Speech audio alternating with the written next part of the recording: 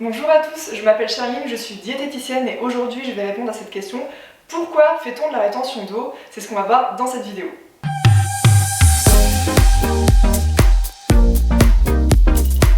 Avant de vous expliquer les causes de la rétention d'eau, je vais déjà commencer par vous expliquer ce qu'est la rétention d'eau.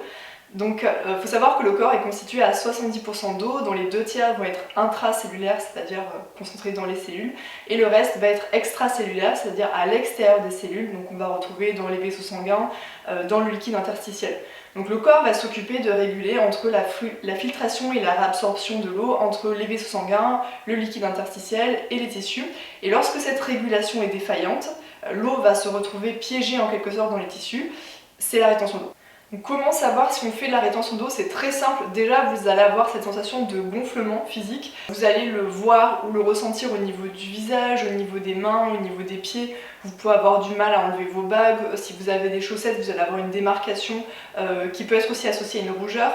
Vous pouvez aussi avoir cette sensation un peu de lourdeur au niveau des jambes. Donc physiquement, vous allez le ressentir. Et après, au niveau du poids, vous pouvez avoir des variations de poids qui vont aller de 1 à 3 kg.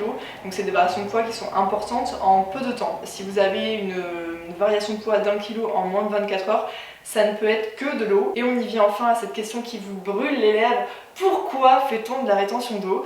Alors, j'ai scindé ma réponse en deux parties, avec 2 sous-chapitres et 4 sous-parties.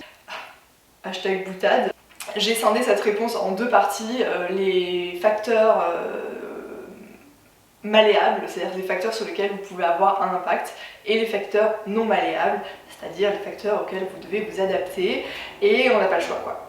Premier critère malléable, votre hydratation. Donc si vous buvez pas assez d'eau, quand je dis pas assez, moins d'1 litre, votre corps va pas avoir assez d'eau, vous allez mal filtrer, vous allez garder l'eau. Si vous buvez trop d'eau, quand je dis trop, ça dépend de votre sexe, de votre activité physique, des températures, mais on va dire plus de 2,5 litres par jour, vous allez surcharger vos reins, vous allez les fatiguer, ils vont peut-être avoir du mal à éliminer, vous risquez de faire de la rétention d'eau.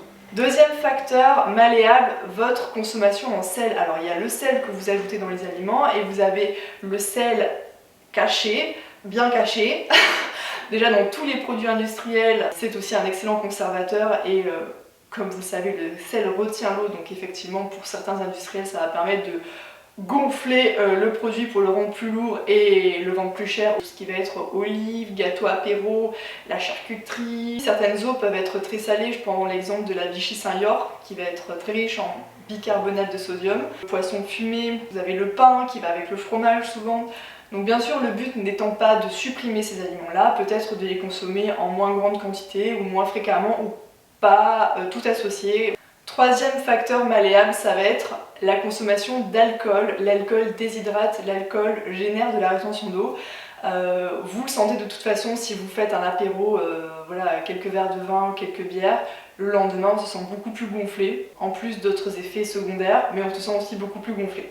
Quatrième facteur malléable, c'est le manque de sommeil. Le manque de sommeil va avoir un impact sur énormément de facteurs, mais aussi sur les fonctions de régulation, de filtration de l'organisme, et on va avoir tendance à faire davantage de rétention d'eau. Pour récapituler les 5 facteurs malléables qui favorisent la rétention d'eau, ce sera un petit peu mon cocktail molotov, ma recette miracle pour la rétention d'eau.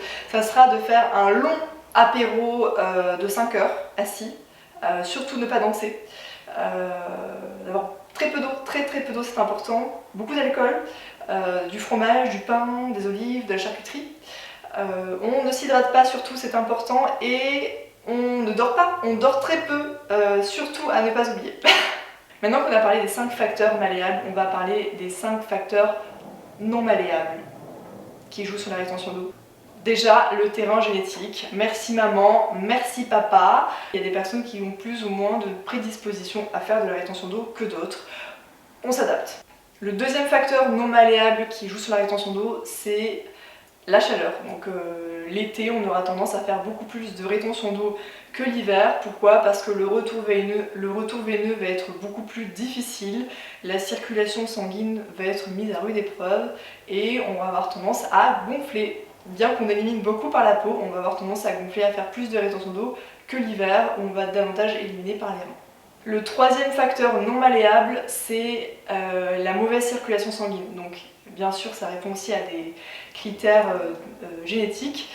Si on a un mauvais retour veineux, on va avoir tendance à faire davantage de rétention d'eau. Quatrième facteur non malléable, alors non malléable oui non puisque c'est quelque chose d'extérieur mais parfois dont on ne peut pas se passer, ce sont les traitements, notamment les traitements pour l'hypertension, les corticoïdes qui vont nous faire gonfler. Généralement les médecins vous mettent en garde de surtout pas consommer de sel durant la période du traitement. Pour le traitement pour l'hypertension qui est un traitement pour certains à vitam aeternam, ça va être compliqué de ne pas consommer du tout de sel, on peut avoir une forme de frustration, bien que les papilles se déshabituent très vite du goût salé.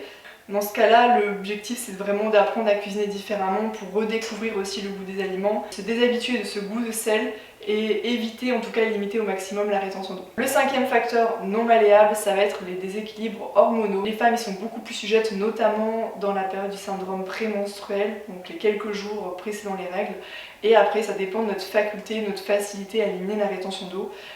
Pour certaines femmes ça va durer au moins une semaine. Surtout si tu as aimé cette vidéo, n'hésite pas à me lâcher ton petit pouce bleu parce que ça fait toujours zizir. N'hésite pas à me poser tes questions en commentaire, je répondrai avec grand plaisir. Et dans la prochaine vidéo, on abordera comment lutter contre la rétention d'eau. Je fais durer le suspense.